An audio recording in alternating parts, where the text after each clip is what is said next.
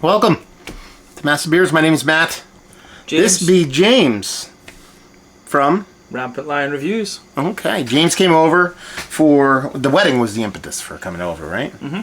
And you've been bipping bopping around New England, North Jersey, a couple different places. Yeah, Connecticut, New Jersey, a little bit of New York, but Yeah, I took him on a little afternoon tour of New Jersey and drank a couple beers. Did a lot of out and about videos, right? Oh yeah. Yeah, so that was nice. We decided to come back and review some beers. First up is Fox Farm's Helmhold Munich Dunkle. Have you had any Fox Farm yet? No, actually, but I heard about this brewery that they're supposed to be very good. Yes, they're very good. And I was lucky enough to go this weekend because this weekend was also Beer Tuber Palooza. I think it was cool because they ended up, I ordered some beers and they ended up giving me some. So I'm not sure if this is one of the ones I ordered or whatever, but it's a 5.3% Munich style Dunkle. They are located in Salem, Connecticut, on a very, very, very beautiful plot of land, and we're gonna drink it. So there you go. Yeah. I do enjoy Munich Dunkle. It's probably my, other than Doppelbock, it's probably my kind of favourite regular style, normal style of German beer, you could say. Okay. So yeah. Good. I'm glad I got it then. Yeah. I'm curious to see what you think about it because, one of the big things of today was not necessarily holding up the American beers to traditional, but you found quite a bit of a variance between what traditional German beers taste like here versus there. So I was curious to see what you think. Label-wise, always dig it. Yeah. No, I mean, generally speaking, the German takes on the lagers are a bit drier and things like that from the compared to the American ones. I think American grains are just a bit sweeter, and then the mouthfeel is obviously different because different water profiles. But yeah, had some very authentic ones. Yeah, this one, I mean, honestly, as far as coloration goes, I would say it's probably, Dunkel can vary, but I would say what, a hair darker than usual, maybe. Or am I wrong? I think this one's a bit more ruby. Yeah. To be honest, it's got quite a nice ruby hint to it. I think this, for me, this is a bit normal. This one, the thing that's getting me is that it's clear. It's very clear. Because quite often the Germans won't filter these. Yeah. So this one's obviously been filtered, but colour-wise, I think it's pretty. It's got a nice kind of Chestnut. just north of the khaki-colored, kind of South Maltball-colored head. Mm-hmm. Yeah. It's got a nose. Cheers. Oh, that's nice. That's very rich. A lot of brown sugar, a lot of burnt brown sugar, kind of toasted caramel kind of maltiness to it. Like really rich. Wow. I mean, for me, this one's quite like, German pumpernickel bread. It has got like a wee bit of the woodiness and stuff. I can never understand with Dunkels why people say chocolate, because to me it's always distinctly brown sugar. Yeah. Whereas you get chocolate from the Schwarzbier. But this one's really a lot. This one's quite, for me, it's quite a bready Dunkel, and then the brown sugars, I think. The brown sugars are like quite toasty. It does have a bit of like a more leathery caramel to it as well. Yeah, but if you're making a brown bread, this is like verging on almost for me desserty kind of brown bread. Like it's like you put a little bit more on like treacly molassesy kind of thing into it, as opposed to just like I'm gonna break a brown bread and like it's a little bit sweeter. It's not dessert, but it's sweeter and comes off a little bit more richer and robust than just a straight brown bread. Yeah. I mean, the thing that surprised me about it is that this for me, as I say, leans toward that bready side of the spectrum, but it's not filtered. And obviously, if it's not filtered, if it's like if it's got that bit of natural hastiness to it, then you would get more of the bready yeastiness. But this one's crystal clear, basically. You guys won't see it on the camera, but it really is on the bready end of the spectrum for me. And then the brown sugar. Yeah. You get that in the kind of top of the nose or the front of the nose. I think it's bready in the back of the nose, and then it just that sweetness just jumps out at me in a very good way. Like it smells just like you take like a classic style Dunkel and just kick it up a notch as far as the sweetness portion of the show goes. Yeah. But what do you think about it just on the nose wise? How it compares to what you'd expect from? This is one of the more authentic ones. Yeah. This is one of the more authentic ones. Definitely on the breadier side of the spectrum, as I said. But yeah, very really authentic. It doesn't smell wetter. It doesn't smell sweeter. Even the kind of fruitiness you get out of it. I mean, for me, this is like blackcurrant sultanas, dates, very slightly figgy. Yeah, Northern brewer hops. Yeah, Sure. it definitely leans into that kind of figgy thing more for me. Gets to the point where it's like, what am I thinking here?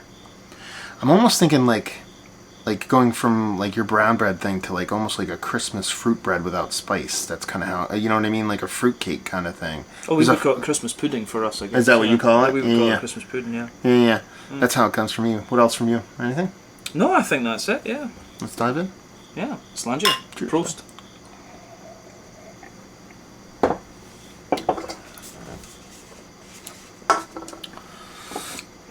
That's delicious. Oh, yeah.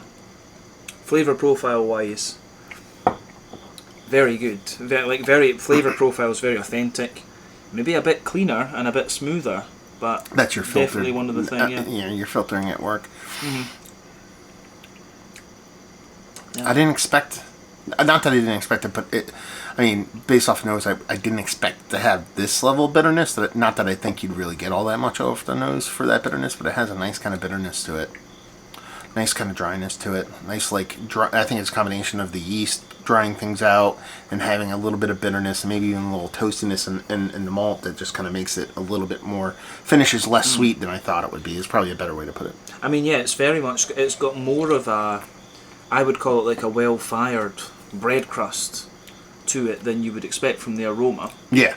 It's definitely got more, toasty, well-fired bread crusty characters.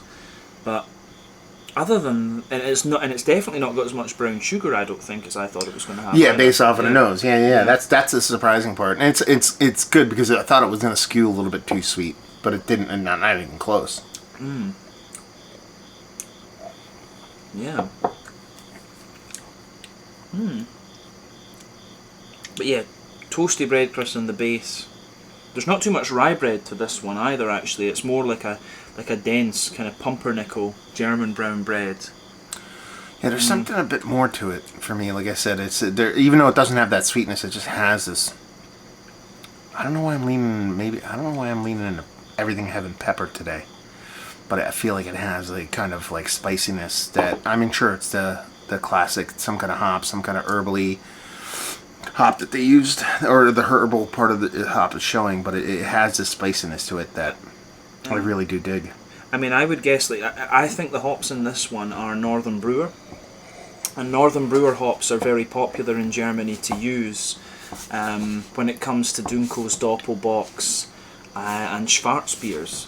So with your Northern, I think Alt beers as well actually. So with the Northern Brewer, you always get a drier earthiness out of it. Then as you come, with this, and you get the woodiness, that you can feel the woodiness on the sides of the tongue as you come forward, and then a wee bit more kind of spicy floral note. I think this beer gets more bitter into the aftertaste. You get more of that well-fired bread crusty backbone, more of the earthiness, and more of the kind of woody and kind of spicy notes, I think. Yeah, this is good. It's a very good Dunkle, I have to say that, yeah. The Germans would like this. That's how you know it's good, because the Germans like it. The Germans would like this, yeah. Yeah. I mean, you go way more in depth on your reviews with specific things. I'm usually cut to the chase, don't get too crazy with it. Is there anything specific that you're getting out of this that you're like, okay, I'm either surprised that it's this accurate, or this is where it veers a little bit outside of tradition? It actually reminds me a little bit, the smoothness that it has makes me think a bit more of like a Czech Cherny. Okay. So it has a little bit of that. It's definitely not. It has, compared to what, because they call it specifically a Munich Dunkle, don't they? Right. So I mean, the Munich Dunkels for me are the dryness in this one, the roastiness that you get, the well-fired bread crust is maybe not quite as authentic for a Munich Dunkle. They tend to be a little bit sweeter in their bready character, if that makes sense. Because this one's really dry, but it's more like the German ones. The bread is dry, not the kind of well-fired part of the beer is dry. It has a little bit of that Czech Tmavy type character. That dryness you get's a little bit Czech Tmavy type, like Czech black lager. That kind of stands out to me. But the bread, everything else about it's nice. And as I say, it's a very good Dunkle. It's just the smoothness makes me think a bit more of a Czech Tmavy because it has that little bit of like rawness that you'll get from the smaller kind of Brauhaus, Pivovari type breweries, if that makes sense. No, it does. Yeah. You know what I mean? And it like, should I translate? Well fired. He's basically, if you look at a nice crust and there's little bits and pieces that are toasty, roasty, beyond what they typically are. You know, over here people are like, what the fuck is wrong? What do you mean well fired? You know, we're in America. You need to dumb it down a little bit. You have to remember that. Anyway. No, as far as a beer, like, I'll do a Dunkle, and I really didn't think it was going to be this. Well, it's Fox Farm, so I thought it was going to be quite nice, but I didn't think it was going to be. I always want to. The Dunkles we drink over here, the Dunkles we get over here tend to be not. I don't want to use the word muted, but they're a little, maybe muted or slightly neutered, to where they're a little bit less. There's just a little bit, like, if you ever look at a waveform, you know, and then sometimes you have, like, you know, a smooth undulation between beats. This is a little bit, you know, peaks and valleys a little bit more higher. So, you know, the roastiness, like you said, the well-firedness of it, that comes off just a little bit more. Everything's just a touch more, but not out of style to the point where you're like, okay, I'm not drinking this kind of beer. It's just a little bit more, just kicked it up a notch. It's almost a little bit, I mean, it's one of those things with this, you know, some styles, like if you think about when America got a hold of the IPA, they took it, they amped it up and put the thing on steroids and made it better. This is kind of like, it's kind of like that, like an interpretation in that sense of. But not nearly as audacious.